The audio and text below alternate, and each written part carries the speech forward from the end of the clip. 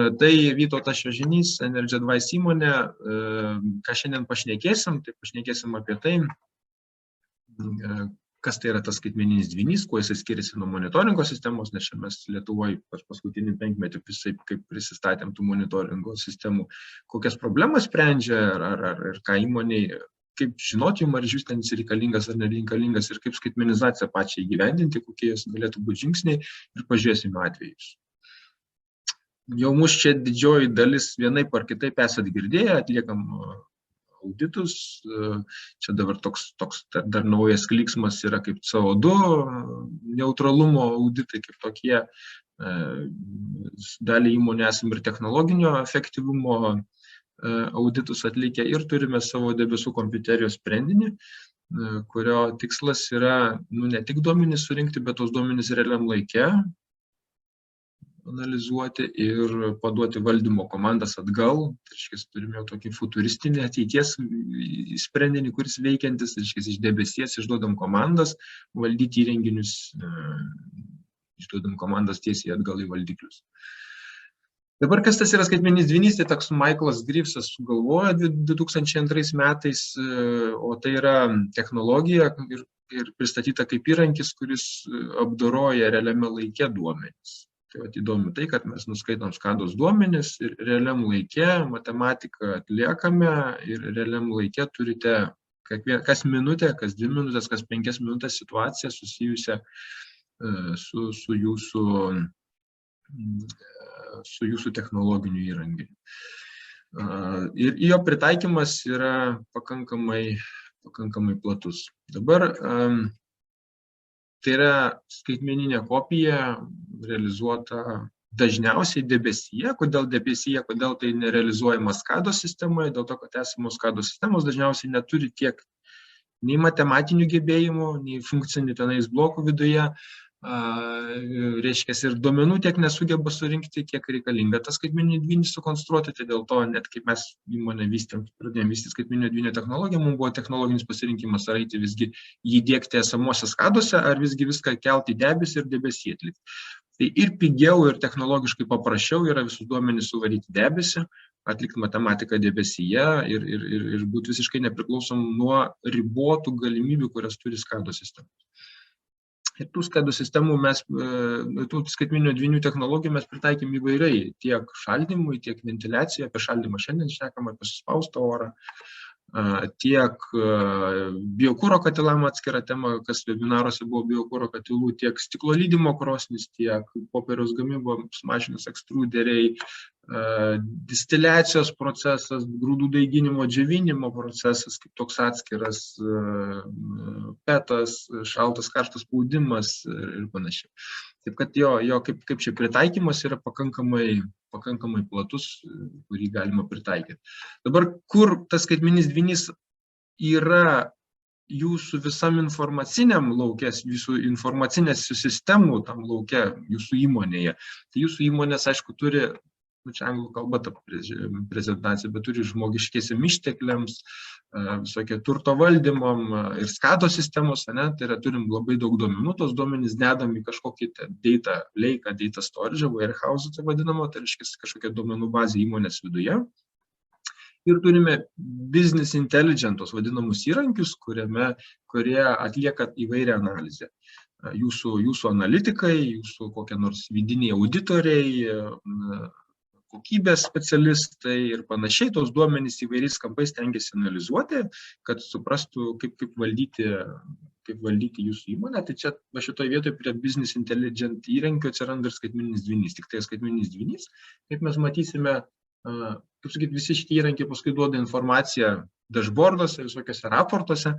Tai ir mes, kaip čia sakyti, tą funkcionalumą savotiškai kaip ir turime pas save, mūsų debesyje, SaaS Cloud, SaaS debesyje.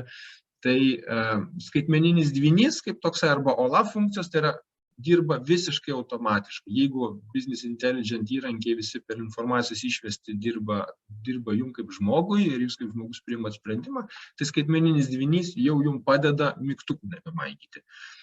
Jums padeda tuos įrenginius valdyti gerokai kokybiškiau. Iš principo, jeigu apie šaldymą šnekam taupyti elektrą, tiesioginė ta žodžio prasme, tai jums padeda geriau eksploatuoti įrenginius, turėti ir mažesnės eksploatacinės sąnaudos ir mažesnės elektros energijos sąnaudos. Dabar, kuo skiriasi tas skaitmeninis dvynys apskritai nuo mūsų klausia, tai mes šitos valdiklius keisim ar nekeisim? Reiškia, kuo skiriasi nuo monitoringo sistemos, kuo skiriasi nuo samų SCADA sistemų, nuo skaitliukų klausimų. Tai jeigu pasižiūrėsime mikrovaldiklius, pirmas lygmuo automatizacijos, antras lygmuo kažkokių miterių prisistatėm, trečias lygmuo turime sudėtingus valdymo procesus, tos multivariable control vadinamus, tai reiškia daugelio parametrų valdymo sistemas. Tai dar mes čia paskutinį penkmetį prisidėjom įvairių monitoringo dalykų. Aišku, kas nutiko su monitoringo dalykais, kažkiek grietinėlės nusiėmėm su monitoringo sistema, pataupimų pinigų, bet kaip auditoriai eidami iš paskos mes matydavom, kad monitoringo sistema gyvena savo, bet realiai įmonė kaip netaupė tos elektros, taip ir netaupo. Tai tas potencialas visgi yra. Tai kas belieka? Kas belieka, tai yra aukščiausias skaitmenizacijos arba automatizacijos lygmuo, aukščiausias dar virš jūsų esamų SCADA sistemų, virš monitoringo sistemų, tai yra tos duomenys visus surinktus, įdarbinti su vieninteliu tikslu daugiau. Taupyti elektrą, didinti našumą, didinti efektyvumą, panašiai ilgamžiškumą, remontus kažkiek pastumti į priekį, jeigu įmanoma. Dažnu atveju, jeigu jau taupai elektros ir ten kokių biokuro, tai gali ir pastumti priekį ir remontus. Ilginimo valandas efektyvėsis. Tai dabar praktiškai kaip čia su tuo šaldymu, kaip čia su juo vyksta. Dabar labai praktiniai su šaldymo sistemom yra klausimai. Tokie iš paukščio skrydžio, nes tos klausimus, kai kurios jūs, kurie inžinieriniam lygmenį jūs neužduosite, tai jūsų finansų direktorius tikrai užduos. Arba ekonomistai, kurie skaičiuoja įmonės visus ekonominius rodiklius, jie tikrai skaičiuoja. Tai, pavyzdžiui, kaip apskaityti faktinį šalčio ir vėsos energijos poreikį? Geras klausimas, kaip apskaityti? Jeigu turime leduotą vandenį kažkokį arba glikolis ar kažkoks skystas šaltnešis yra, tai galim pastatyti apskaitos prietaisą. Aišku, ten vėlgi yra niuansų, nes jeigu koks nors glikolis, tai jisai savo šiluminę talpą turi kintančią nuo priklausomai ir tankis kintantis ir šiluminė talpa kinta nuo temperatūros. Tai reiškia, ten apskaitos paklaida gan didelė, jeigu nesuprogramuojam apskaitos prietaiso tvarkingai. Toliau yra bet sistemos su freonu, amoniako arba koks nors CO2, jeigu šaltnešis yra. O kaip apskaityti minusiniai kamerai, kiek realiai sunaudota šalčio? Labai fantastinis klausimas.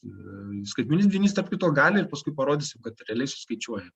Negali iš principo pastatyti jokio apskaitos prietaiso, apskaityti šaltį. Ką gali pastatyti, apskaitos prietaisą elektros energiją, kur apskaito kompresoriaus elektros energiją, kondensatoriaus, koks jis bebūtų, ten šlapias, sausas kondensatorius, galim apskaityti cirkuliacinių siurblių, ten kondensatorius, galim skaityti ventiliatorių apipūtimo, nors jeigu šilumokaitis stovi, vėl galim apskaityti, bet negalim apskaityti niekaip šalčio. Tai jeigu negaliu apskaityti šalčio, tai faktiškai aš tikrai nežinau, tiksliau, jūs tikrai nežinote, koks yra šalčio suvartojimas tam produktui atšaldyti. Jūs žinote, koks yra elektros suvartojimas tam produktui atšaldyti, koks yra šalčio, kaip ir žinių nėra. Tai šitą spragą SCADA sistemos užkaišyti niekaip negali ir faktiškai visi ir gyvena taip žinodami tik tą elektros rodiklį, tarkim, jeigu mėsą šaldo, tai ten tonai mėsos tiek elektros. Bet kaip žinia, su tuo šalčiu ten daugiau yra plėdėjimai garintuvų ir garavimo temperatūros klausimas ir realiai tą mėsos šaldymą nueina, arba ten kokio kito produkto šaldymą, to šalčio nueina koks trečdalis. Tik šalčio, o dar neskaitant nuo elektros. Tai va. Tai jeigu neturime šalčio apskaitos, nėra galimybės nustatyti šaldymo mašinos kopą. Tai reiškia, jeigu aš nežinau, koks yra realiai šalčio suvartojimas, tai apie kopą nežinau. Apie kopą galiu žinoti netiesioginiais metodais iš temperatūrų skirtumo, bet jie apytikriai, tai yra apytikris vertinimas, tai nėra tikslus.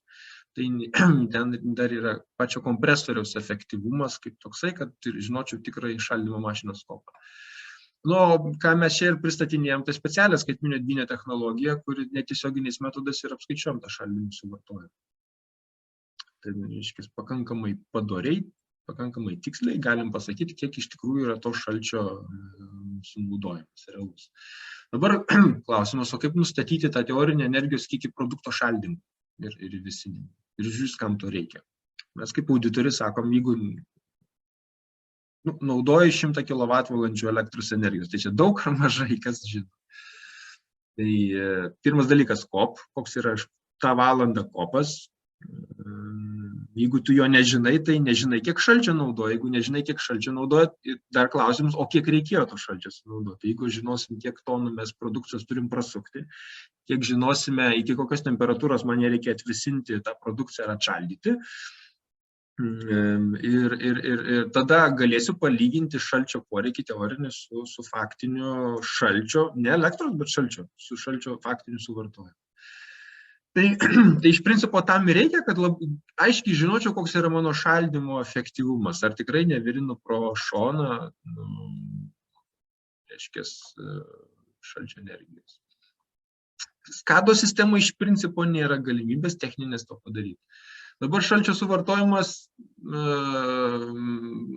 iš principo su mūsų sistema tampa kaip ir kintami kaštai, bet nefiksuoti, nes jūsų finansų direktoriui yra didelis stresas, kai gamykla turi fiksuotus kaštus, o produkcijos neaišku, daugiau, mažiau gamino, o kaštai yra fiksuoti. Tai finansų direktoriui ir grynas stresas. Tai skaitmeninis dvynys kaip toksai, jisai leidžia padaryti kintamus kaštus, maksimizuoti kopą ir turėti kintamus kaštus šaldymui. Aišku, dabar yra toksai, čia dar naujas pakankamai dalykas, kai Lietuvoje sklando Fuseboxo technologija, kai sako, pastatysime atjunginėsim jūsų šaltį, nes kažkur ten tipo elektrą subalansuosim. Tai jeigu jau skaitmeninį dvynį įsidėjote ir šalčio naudojate tiek, kiek reikia tuo metu, tai praktiškai ta technologija savo nebeturi, kaip sakyti, didelio efekto, nes praktiškai, jeigu kažkurią valandą atsijungsi, tai kažkurią kitą valandą vis tiek tą šaltį reikės pagaminti greičiausiai už brangiau. Šaltį, nes jeigu negaminu to lygiai tiek, kiek reikia, tai o vieną valandą negaminu, o kitą gaminu, tai kitą valandą, reiškia, aš turėsiu perteklinės temperatūras ir gaminsiu už labai brangiai. Bet iš kitos pusės, kai dabar turime labai brangias ir pigias valandas elektros energijos, tai jeigu tik gamybos technologai sugalvos, kad galim šiek tiek gamybos valandas stumdyti, tai su šalčiu mes irgi pasiruošę pastumdyti gamybos grafiką nuo brangesnių prie pigesnių valandų. Na ir garintuvo plėdėjimo kontrolė, kaip čia sako, būna gaminam agentą, tas efektyvumas garavimo yra pakankamai prastas ir dėl to prasto garavimo efektyvumo mes turime, vėlgi prastą kopą. Prastas kopas, reiškia, daugiau pravirinome elektros energijos. Aišku, dabar atšaldymo efektyvumas kaip toksai.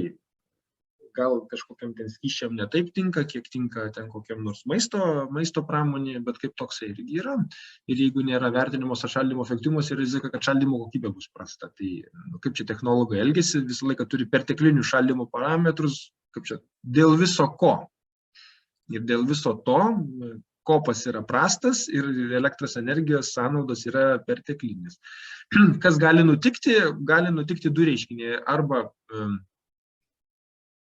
kaip čia sako, dalį laiko šaldymo kokybė yra prasta, arba dalį laiko prastas kopas daugiau elektros energijos vartoja. Arba gali būti abu du reiškiniai pakaitomis, kas reiškia, turim.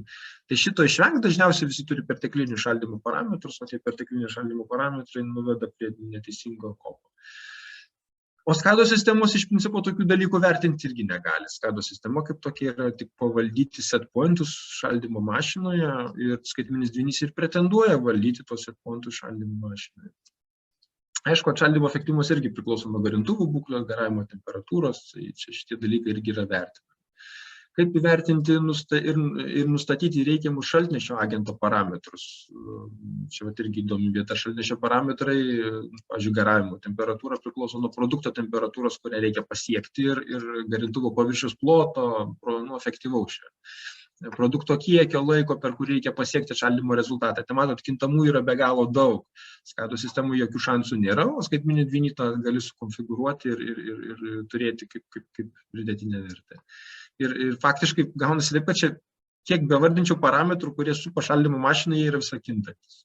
O SCADA sistema iš principo neturi galimybės kontroliuoti parametrų ir jų kitimo laike. O tą turi skaitmeninis dvynys. Dabar kaip įvertinti kompresorių, kondensatorių, garintuvų ir kitų pagalbinių įrenginių efektyvumą, tai kompresorių efektyvumą charakterizuoja naudingo veiksmo koeficientas, tai reiškia šalčio fluido galia dalinį iš elektros galios. Kondensatorių efektyvumas, šilumos mainų efektyvumas charakterizuoja. SCADA sistema neturi funkcijų, kurios aprašytų minėtus parametrus ir prastėjantis atskirų komponentų efektyvumas iš principo sumažina jūsų viso šaldymo mašinos efektyvumą. Ir dienos gale tai tiesiog daugiau elektros energijos. Tai jeigu mes sekame kiekvieną minutę, kas 5 minutės, kaip šaldymo mašinos yra kopas, jeigu kažkokie parametrai pradeda prastėti, labai aišku, kurie parametrai pradeda prastėti ir jūs jau kaip eksploatacija užsiimantys žmonės galite labai normaliai sureaguoti ir sureaguoti. Ne tai, kad kokius po 2-3 po savaitės susipratom, kad kažkas negerai, bet susiprasti tą vos ne valandos bėgyje, kad su šaldymo mašinos efektyvumu jau yra kažkas negerai. Dabar, koks tikrasis čilerio arba šaldymo mašinos kopas, čia toks naudojamos sąvokos šaldymo mašina, čileris, čia reikia suprasti tą apibrėžimą, kad čileris jis iš principas kažkokį tai vandenį ten vėsina, o šaldymo mašina kaip tokia, jinai gamina ir minusinės temperatūros, gali būti kelių pakopų, vienos, kelių pakopų agentas, gali būti įvairius agentai. Klausimas, kaip stebėti tos parametrus realių laikų, nes iš principo neturim tų galimybių, kaip visus parametrus apskaičiuoti realių laikų, tai kadangi SCADA sistema netlieka tų matematinių veiksmų ir tų funkcijų, ten joje nėra, tai ir nėra galimybės išmatuoti ir apskaičiuoti. Įdomiausia tai, kad nėra galimybės išmatuoti ir apskaičiuoti, pavyzdžiui, šaltnešio srauto per kompresorių. Pavyzdžiui, freonas teka per kompresorių, skystą dujinę būseną, koks jos srautas. Jeigu nežinom srautą, faktiškai nežinom nieko. Parodysiu paskui, kad dvynys iš principo tą leidžia padaryti. O ten pastatyti skaitliuko negali.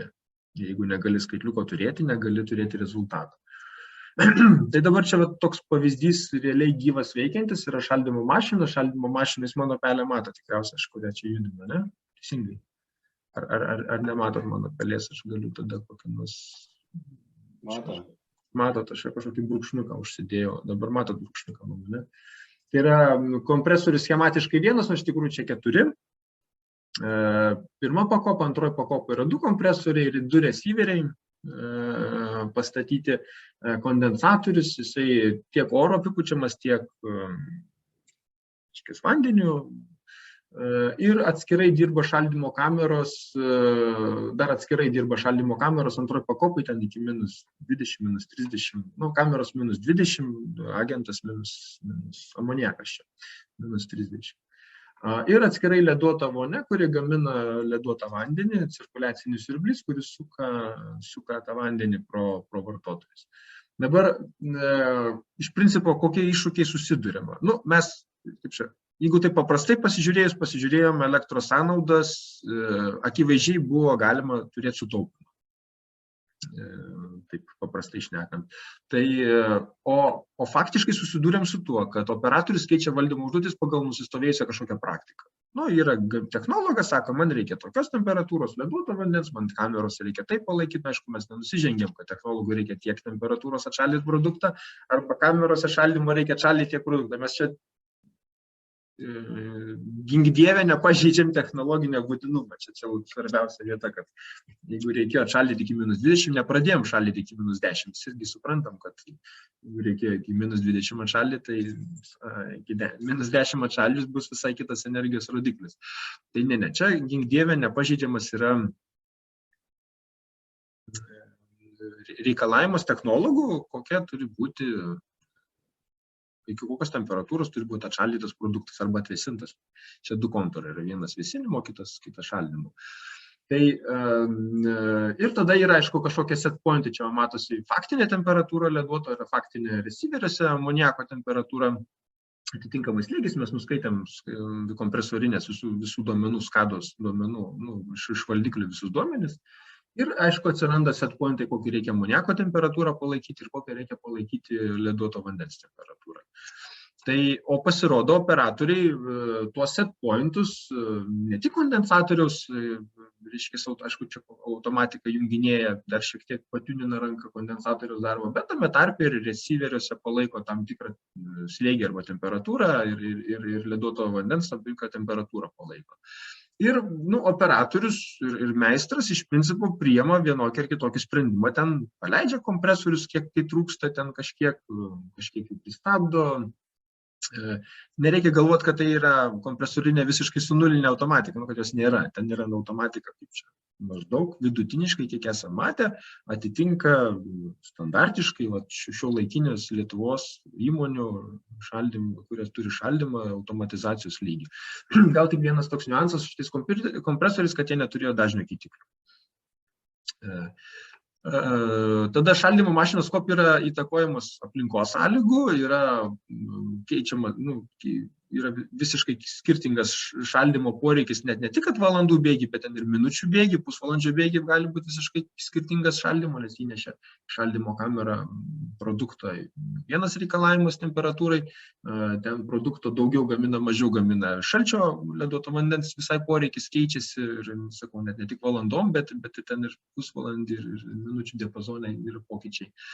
Ir amoniako srauto matavimo prietaiso nėra ir jo negali būti kaip čia. Deja, bet tokia realybė. Tai mes įdėgiam skaitmeninį dvynį ir išduodam optimalias kondensacijos garavimo temperatūros užduotis į skaldę. Ir operatorius koreguoja užduotis, pirmas etapas buvo koreguoja užduotis ranka, sutaupimas 8% elektros energijos. Tiesiog dėl to, kad atsistoja skaitmeninis dvynys, sutaupama 8% elektros. Iš kur žinom istorinius duomenis. Buvo toks elektros vartojimas, įdėgiam, sistema pragyveno gal kokius 9 mėnesius, kovas 9 tikriausiai mėnesius. Ir vidutiniškai, čia skirtingo valandom skirtingas sutaupimas, bet vidutiniškai mėnesinis rodiklis yra sumataupyta 8% elektros energijos. Tęstinumas diegiam automatinį iš debesies užduočių padavimą į kompresorių. Ką toliau padarėm, čia skaidrės biškis senesnės ruoštas iš ankstesnių, seminarų.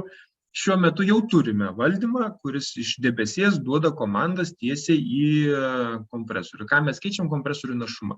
Tai kas įdomiai, kadangi čia yra kintamo tūrio kompresoriai, galima keisti tūrį, tai kas įdomu šitoje vietoje, kad padarėm algoritmą, kuris keičia našumą, ten toks našumo rodiklis kompresoriaus, čia man netgi matosi 14 valanda, 15 valanda pusvalandžio bėgi, našumas kompresoriaus keitėsi nuo 30% iki 100%, iki 60%, iki 100%, iki 80%. Jeigu iki to kompresorius be mūsų automatinio to valdymo, to skaitmeninio dvynio valdymo būtų greičiausiai dirbęs ant 100%, tai kaip matot, buvo jisai keičiant jo kintamą tūrį, keičiant jo našumą, iš principo taupoma elektros energija, grubiai šnekant, o šaltis paduodamas tiek, kiek reikia tuo metu gamybai.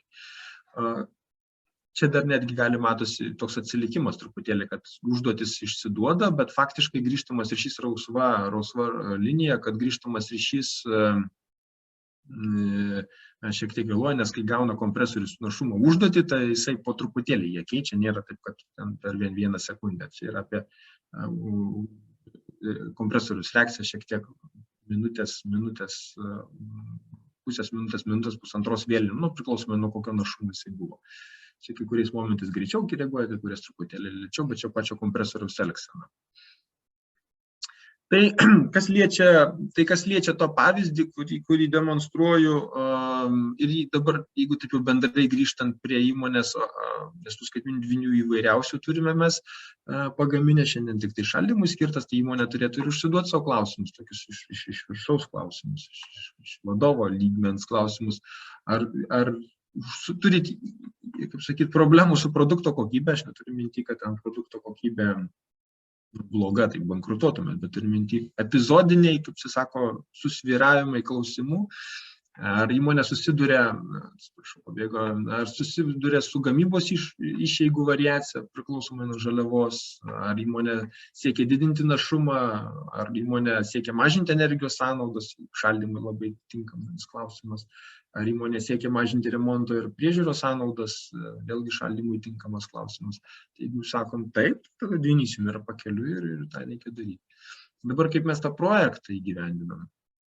Tai projekto įgyvendinimas iš tokių kelių etapų ir mes tiesiog surenkam duomenis ir padarom tą dashboardą, kurį prieš tai matė. Tas dashboardą mes vizualiai padarom taip, kaip jūsų SCADA sistema atrodo, kad nebūtų didelės atskirties vizualiai. Tai kiekviena įmonė turės biškį dashboardą skirtingą, einant iš įmonės į įmonę, tik dėl to, kad jum vizualiai tas atrodytų gražiai.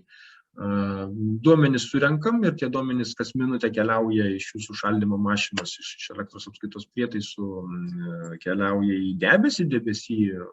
Mes, aišku, padarom analizę, surenkam visus šaldymo mašinos parametrus, kompresorius, garintuvų, kondensatorių, taip toliau, receiverių, ten pilnai inventorizacija.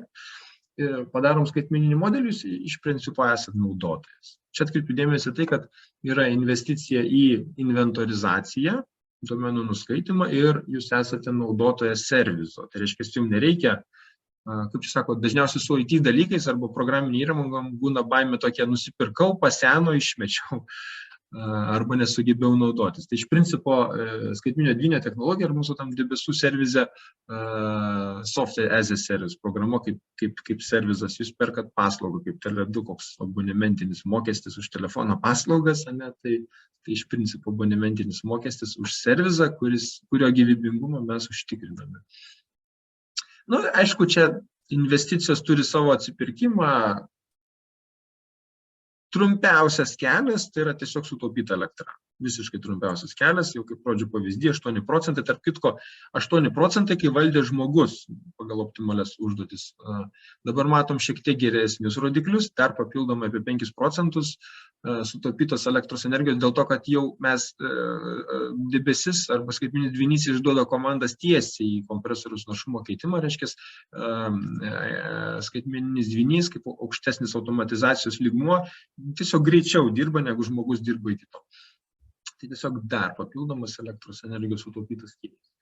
Ir aišku, jeigu mes mažinam motovalandas, tai jeigu mažinam motovalandas, nusidėvėjimas, remontai prasilgina ir panašiai.